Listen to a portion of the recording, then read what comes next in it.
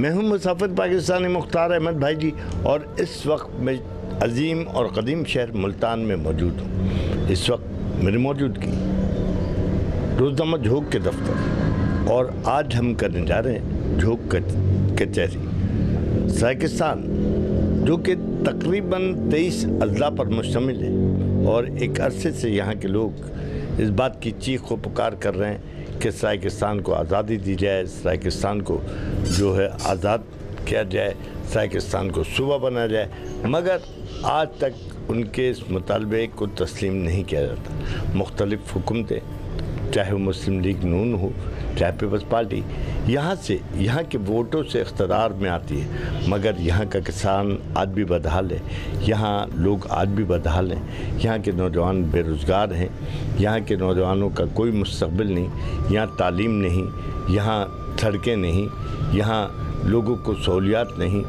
और लोग इस हवाले से आज उनके अंदर एक लावा उबल रहा है, और ये लावा किसी भी वक्त फट सकता है। इस वक्त मेरी मौजूदगी झोंक रोज़नामा झोंक जो सराय के अखबार है उसके दफ्तर में, और इस अखबार के तवस्सुत से ये भी मुसलसल सरायकिस्तान की आवाज़ बुलंद कर रहा है। यहाँ तक कि इसके एडिटर जनाब ज़हूर धरीजा साहब खुद एक सरायकिस्तान के जाने माने लीडर हैं, और उनकी जद्दोजहद भी एक तवील अरसे से सरायकिस्तान सूबे के हवाले से, मगर कभी इन्हें जुनूबी पंजाब सेक्रेटरीट के नाम पे लॉलीपॉप दिया जाता है, कभी इन्हें जुनूबी पंजाब के नाम पर लॉलीपॉप दिया जाता है, और यहाँ के तमाम वसाइल जो यहाँ खुशहाल इलाका है, सरसब्ज़ इलाका है, मगर यहाँ के तमाम तर वसाइल अपर पंजाब को जा रहे हैं। ये ज़्यादती क्यों हो रही है? सरायकिस्तान का मुस्तक़बिल क्या है?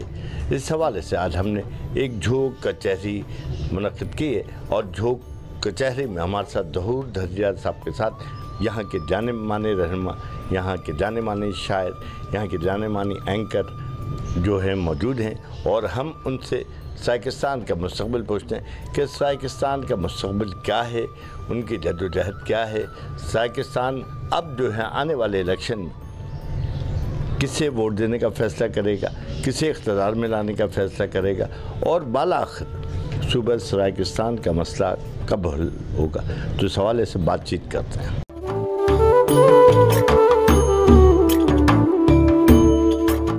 इस वक्त सरायकिस्तान के रहनुमा ज़हूर अहमद धरीजा, जो कि झोंक अखबार के एडिटर भी हमारे साथ मौजूद हैं, और उनके साथ दीगर शुरका भी मौजूद हैं। तो ज़हूर धरीजा साहब से सवाल करेंगे कि सरायकिस्तान को एक तवील अरसे से मुख्तलिफ़ सियासी पार्टियाँ जो है लॉलीपॉप दे रही हैं। कभी जुनूबी पंजाब का नारा दिया जाता है, कभी जुनूबी पंजाब सेक्रेटरीट का नारा दिया जाता है। तो ये बालाखिर ये नाइंसाफ़ी कब तक जारी रहेगी? और इस हवाले से ज़हूर धरीजा साहब की पार्टी क्या जद्दोजहद कर रही है? आखिर वो इनकलाब कब आएगा कि सरायकिस्तान सूबा बनेगा? तो इस हवाले से बातचीत करते हैं धरीजा साहब। धरीजा साहब, बहुत मेहरबानी, मैं आपका बहुत शुक्रगुज़ार हूँ मुख्तार भाई, और मैं आपके चैनल का मुसाफिर पाकिस्तानी बहुत शुक्रिया अदा करता हूँ कि आप हमारी आवाज़ हैं, इस खित्ते की आवाज़ हैं, वसीब की आवाज़ हैं, आप मज़लूमों की आवाज़ हैं, गरीबों की आवाज़ हैं। कराची से इतना बड़ा सफ़र करते हैं, मैं तो आपकी जद्दोजहद को भी सलाम पेश करता हूँ, आपकी सोच को भी सलाम पेश करता हूँ। मुख्तार भाई, आपने सवाल किया कि सरायकिस्तान का मुस्तक़बिल, सरायकिस्तान का मुस्तक़बिल रोशन है और हमेशा से रोशन रहा है, लेकिन इसे तारीख़ उन लोगों ने किया जो कि हमला आवरों के पैरोकार हैं। सबसे ज़्यादा नुकसान इस खित्ते को हमला आवरों ने पहुंचाया। उसके बाद जो बड़ा नुकसान है जो उनके पैरोकार हैं, जैसे रंजीत सिंह है, रंजीत सिंह ने कब्ज़ा किया 200 साल पहले, अब भी रंजीत सिंह की पॉलिसी चल रही है, उनकी सोच चल रही है। हमने खुशियाँ मनाई थी, पाकिस्तान बन गया, पाकिस्तान को अपना वतन दिया, अपनी सरज़मीन दी, अपने वसाइल दिए, और हमने सबसे ज़्यादा खुशियाँ मनाई। लेकिन वो काबिज़ तबका जो कि अंग्रेज़ों की मानवीय औलाद कहता है, अब तक इस खित्ते के लोगों को न शनाख्त देने के लिए तैयार है, न हुकूक देने के लिए तैयार है। और सराय की वसेब, ये खित्ता पाकिस्तान से मोहब्बत करता है, और पाकिस्तान से इस कदर मोहब्बत करता है कि आप देखें कि खैबर पख्तूनख्वा में, बलूचिस्तान में, सिंध में मुख्तलिफ़ आवाज़ें उठती हैं और सराइकी खित्ते में जो आवाज़ उठी है वो पाकिस्तान की आवाज़ उठी है और हमेशा मोहब्बत की आवाज़ उठी है। अब तक हम तासुब का शिकार होते आ रहे हैं, महरूमी का शिकार होते आ रहे हैं, पसमानदगी का इस इलाके को शिकार किया गया और इस खित्ते के वसाइल लूटे गए। इस खित्ते के लोगों ने ना तो तासुब किया, ना किसी का हक मारा, ना किसी का इस्तेहसाल किया, लेकिन हम इस्तेहसाल का शिकार होते आ रहे हैं। और मुख्तियार भाई, आपने देखा कि मशरक़ी पाकिस्तान हमसे क्यों अलग हुआ, बंगालियों के साथ क्या कुछ किया गया। ये वो काबिज़ तबका है जो मुल्क दे देता है, हकूक़ नहीं देता। और मशरक़ी पाकिस्तान में भी ऐसा हुआ, वो लोग भी हकूक़ मांग रहे थे, अपनी शनाख्त मांग रहे थे, लेकिन उनको ना दिया गया और मुल्क अलग कर दिया गया। लेकिन हमने मायूसी अख्तियार नहीं की, हमने जद्दोजहद जारी रखी, हमने अपने दलाइल की बुनियाद पर अपना केस लड़ा। हमने बताया कि सराइकी सूबे का क़याम पाकिस्तान का इस्तेहकाम है, हमने बताया कि इस तरह वफाक मुतवाज़न होगा। अब मुख्तियार भाई, आप देखें कि 62% आबादी का एक सूबा है और 38% आबादी के 3 सूबे। इसका नाम है वफाक की गाड़ी। ये क्या गाड़ी कैसे चलेगी? एक पहिया ट्रैक्टर का हो और 3 पहिए कार के हों, तो भाई वफाक को मुतवाज़न किया जाए। पूरी दुनिया में ऐसे वफाक की कोई मिसाल नहीं है। उसके अलावा तहजीबी सकाफ़ती तौर पर जब दीगर सूबे हैं और एक सूबे को नाम देने के लिए, शनाख्त का नाम देने के लिए जब आप लोगों ने आइन ही बदल दिया, तो फिर क्या वजह है कि सराइकी सूबा नहीं बनाया जाता, इसे जनूबी पंजाब का नाम दिया जाता है। हम कहते हैं कि जनूबी पंजाब क्या होता है? अब कितने पंजाब बनाएंगे? वो मशरक़ी पंजाब है और ये लाहौर का पंजाब है, इसको फिर आप जनूबी पंजाब बनाएं, फिर इसको पंजाबिस्तान का नाम रख दें, छोड़ें, फिर पाकिस्तान नाम रखने की क्या ज़रूरत है? ये तो एक मजाक है कि देखें, कैद आज़म ने मुकदमा लड़ा, अब वो मुकदमा तारीख़ का हिस्सा है और यूट्यूब पर भी मौजूद है कि जब सिंध को बम्बे का हिस्सा बनाया गया तो कैद आज़म ने दिल्ली की कोर्ट में दावा दायर किया और कहा, उस वहाँ जो दलाइल दिए वो ये थे कि तहजीबी तौर पर, सकाफ़ती तौर पर, जोग्राफी तौर पर और लिसानी तौर पर सिंध का बम्बे से कोई ताल्लुक़ नहीं है और एक आमराना आर्डिनेंस के ज़रिए अंग्रेज़ साम्राज्य ने उसे बम्बे का हिस्सा बनाया।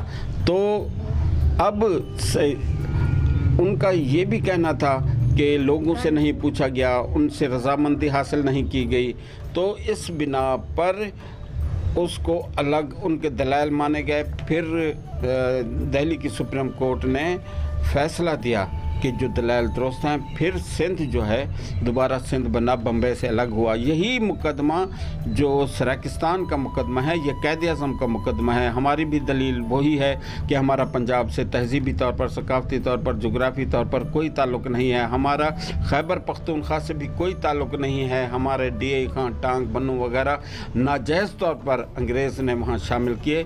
तो अब पाकिस्तान बन गया है, जिस तरह दूसरे सूबों को शनाख्त दी गई है, इसको भी शनाख्त मिलनी चाहिए, सूबा में मिलना चाहिए। इस खित्ते के करोड़ों लोगों का हक है और इस तरह पाकिस्तान का मुस्तकबिल रोशन होगा जब सराकिस्तान सूबा बनाया जाएगा। अच्छा दरीर साहब, बात ये है कि इस वक्त देखने में आ रहा है कि पाकिस्तान की जो कौमी पार्टियां, पाकिस्तान तहरीक इंसाफ हो गई या पाकिस्तान पीपल्स पार्टी हो गई या मुस्लिम लीग नून हो गई, वो एक बार फिर उनका रुख सराकिस्तान की जानिब हो चुका है और वो लोग आ रहे हैं। पीपल्स पार्टी ज़्यादातर, यानी कि पीपल्स पार्टी को देखा जा रहा है कि पीपल्स पार्टी ने जो एंट्री दी है सराकिस्तान में, वो एक बार फिर लोगों को जो है अपने नारों से बेवकूफ़ बनाएंगे। तो मैं ये पूछता हूँ आपसे, मेरा सवाल है कि इस बार सराकिस्तान के लोग या सराकी पार्टियाँ क्या फ़ैसला करने जा रही हैं, किसके हक़ में वो फैसला करेंगी? जी मुख्तियार भाई, मैं आपको अर्ज़ करना चाहता हूँ, मैं तीनों पार्टियों की बात करूँगा, लेकिन सबसे पहले आपने पीपल्स पार्टी का नाम लिया, तो पीपल्स पार्टी की एक बात है कि वो सराकी सूबे के मसले को पार्लियामेंट तक ले गई और पीपल्स पार्टी ने सेनेट से 2/3 अक्सरियत के साथ बिल पास कराया। एक होती है करारदाद, एक होता है बिल। बिल पास करने का मकसद ये है कि आइन साज इदारे ने आइन में तरमीम करके सराकी सूबे की को एक तरह का आइनी तहफ़्फ़ुज़ दे दिया। तो लेकिन अब ये फ़र्ज़ पार्लियामेंट का है, हुक्मरानों का है, और अदलिया भी इस पर अज़ खुद नोटिस ले सकती है और इनसे पूछ सकती है कि जब आइन में तरमीम हो गई, इतना बड़ा काम हो गया, तो उस काम को दरमियान में क्यों छोड़ दिया गया। तो पीपल्स पार्टी से एक शिकायत ये है कि उन्होंने काम को आगे पहुंचाया, ठीक है, उनके पास अक्सरियत नहीं थी।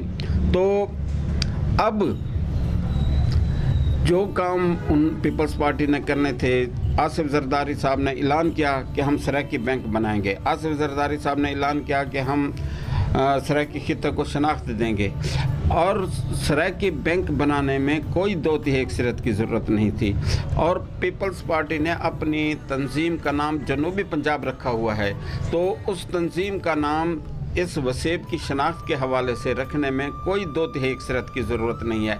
अब सराकी वसेब की ज़बान और अदब और सकाफ़त की तरक्की के लिए कोई इदारा मौजूद नहीं। हमने मुतालबात किए कि भाई आप इदारे तो दे जाएं कम अज़ कम, तो उसके लिए भी 2/3 अक्सरियत की ज़रूरत नहीं थी। पीपल्स पार्टी ने यह काम नहीं किया।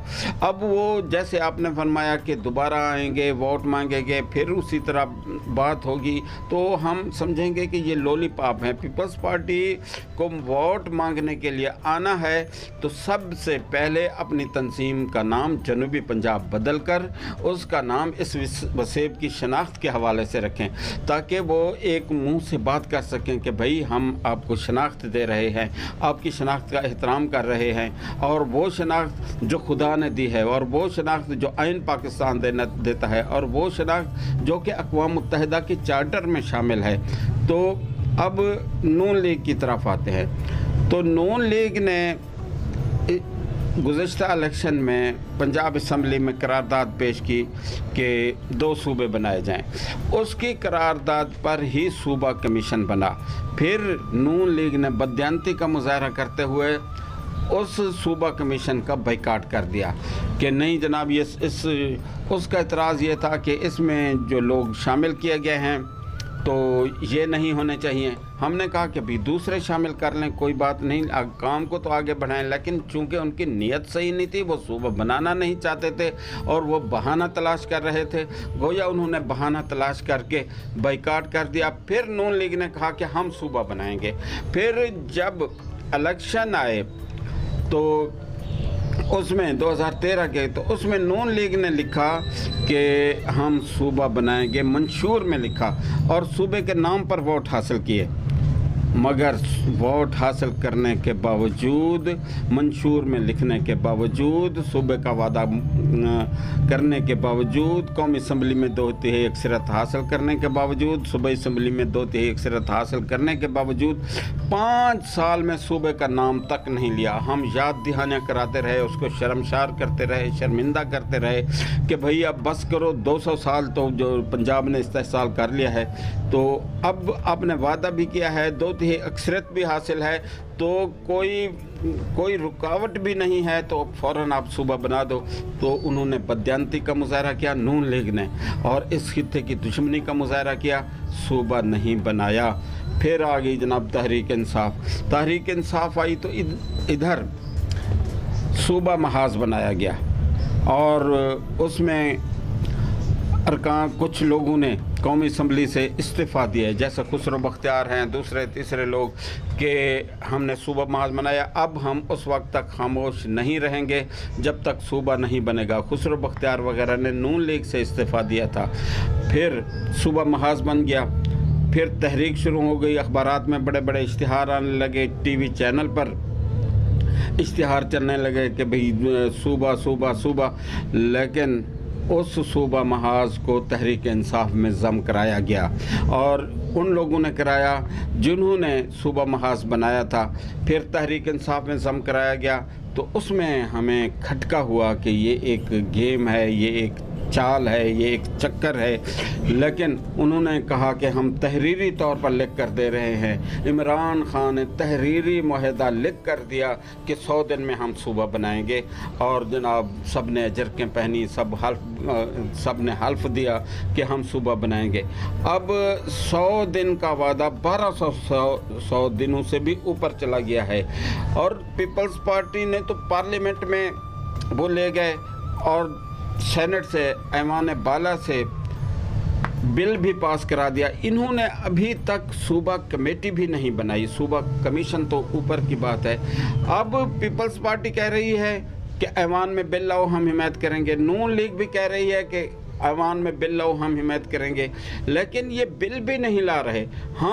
हमने इमरान खान को कहा, तहरीक इंसाफ को कहा कि भाई आप नेक नियति का मुजाहरा करें। आपने इस बुनियाद पर वोट लिए, मरकज़ में जो हुकूमत है वो इस खित्ते के वोटों से है, सूबे में जो हुकूमत है इस खित्ते के वोटों से है, और खैबर पख्तूनख्वा में जो आपकी हुकूमत है उसमें भी हमारे DI खान टांग के वोट शामिल हैं। तो तमाम हुकूमतों में सराकी वसेब का ही हिस्सा है। तो अब नेक नियति का मुजाहरा करें, बिल तो लाएं। अगर नून लीग मुखालफत करती है तो अवाम के सामने वो जवाबदेह होगी। अगर पीपल्स पार्टी मुखालफत करती है ऐवान में तो वो अवाम के सामने जवाब होगी। तुम तो सुरखरू हो, लेकिन वो कोई बात सुनने को तैयार नहीं। एक बहाना है, चल रहा है कि जनाब हमारे पास 2/3 अक्सरियत नहीं है। मैं इमरान खान से पूछता हूँ कि तुमने आर्मी चीफ की मुद्दत मुलाजमत में तोसी की, एक आदमी के लिए जिसने मुलाजमत भी पूरी कर ली, तो आइन बदल दिया। उस वक्त कहाँ से आ गई 2/3 अक्सरियत? और आपने फाटा नशस्तों में इजाफे का बिल पास किया, वहाँ कैसे आ गई? आपने तनख्वाहों में, अरकान असम्बली की तनख्वाहों में इजाफे का बिल पास कराया, जहां करोड़ों इंसानों का मसला है और 50 साल से वो सरापा एहतजाज हैं और सूबा मांग रहे हैं, कोई अलग मुल्क नहीं मांग रहे। वो इस पाकिस्तान से वफादारी का भरम रखते हैं। लेकिन आप ये चाहते हैं कि सराकी वसेब के लोग भी बंगालियों की तरह बात करें और उनको इतना ही जिज कर दिया है, इतना ही जलील कर दिया जाए और इतना ही इस्तेहसाल कर दिया जाए कि वो पाकिस्तान से भी तंग आ जाएं। लेकिन पाकिस्तान, इस खित्ते के लोगों ने पाकिस्तान का दम भरा है। सब्र की भी एक इंतहा होती है। वो कहते हैं कि सब्र का फल मीठा होता है, लेकिन ज़्यादा देर गुजर जाए तो वो फल गल जाता है। तुम हुक्मरानों कुछ शऊर पकड़ो, कुछ तो हया करो कि भाई इस खित्ते के लोग क्या कर रहे हैं, आपने उनसे क्या वादा किया है और सलूक क्या कर रहे हैं। तो ये पाकिस्तान किसी के बाप की जागीर नहीं है, ये हुक्मरानों के बाप की जागीर नहीं है, ये हमारा पाकिस्तान है, हमारी सरजमीन पर बना हुआ है। तो ये तो इस्तेहसाली हैं, ये तो दुश्मन हैं पाकिस्तान के। आधा मुल्क इन्होंने तकसीम कराया, और जब भी तारीख बनेगी इन पर ही मुकदमा चलेंगे, इनको ही सजाए मौत होगी, यही गद्दार साबित होंगे। ये कल भी गद्दार थे, आज भी गद्दार हैं, और आइंदा जो अदालत लगेगी उसमें भी ये गद्दार साबित होंगे। ये थे ज़हूर दरीजा साहब। अब मैं आपको लिए चलता हूँ एक बहुत बड़े अदीब, बहुत बड़े शायर, ख़ास तौर पे इन्होंने तराना सराकिस्तान लिखा, जावेद शानी साहब। तो उनसे बात करेंगे कि सराकिस्तान का मुस्तकबिल वो कैसे देख रहे हैं। वो एक दानिश्वर भी हैं, वो क्या समझते हैं कि सराकिस्तान को कभी आज़ादी मिलेगी या यहाँ के लोग इसी तरह का इस्तेसाल का शिकार रहेंगे। तो बात करते हैं जावेद शानी साहब से। मैं सब तो पहले मुसाफिर पाकिस्तानी यूट्यूब चैनल का शुक्रिया अदा करे सां, तो इन्हों की पूरी टीम का शुक्रिया अदा करे सां। अच्छा, गाल रही सराकी तहरीक, सराकी सूबे की। सराकी सूबा साडा हक है, सराकी ज़बान साड़ी माँ बोली जी है, साड़ी शनाख्त है, उसको मिलनी चाहिए। तो अगर असा ओ तक कुछ न बनसूँ जे तक असा डीठ न थीसूँ। डीठ थीवण सारे मसले हल थी वेंदे। हुण साकू डीठ थीवना पोसी, अपनी आवाज़ बुलंद करनी पोसी, तो इंशाअल्लाह सारा सराकिस्तान बनसे।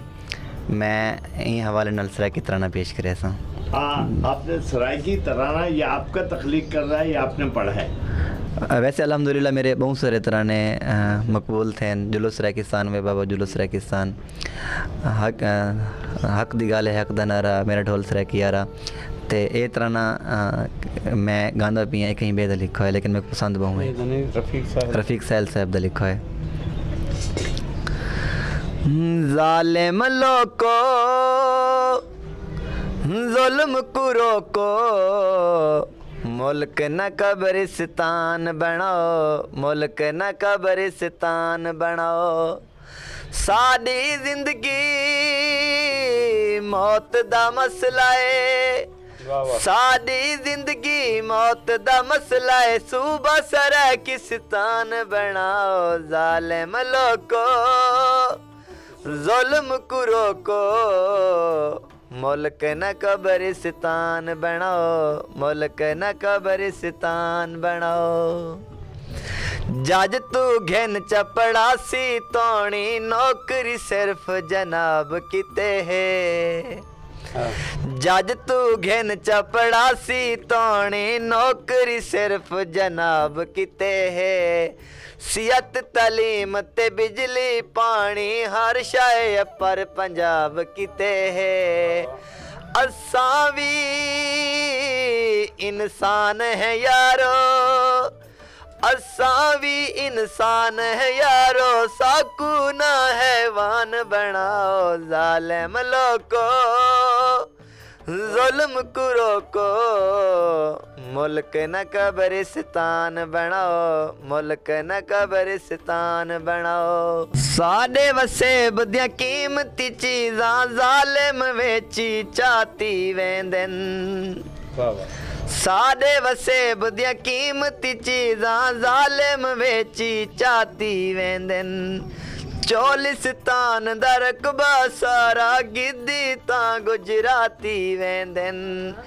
जागो मेरी कौम दे नीगर, जागो मेरी कौम दे नीगर। अपनी एक पहचान बनाओ, जालिम लोको जुल्म को रोको।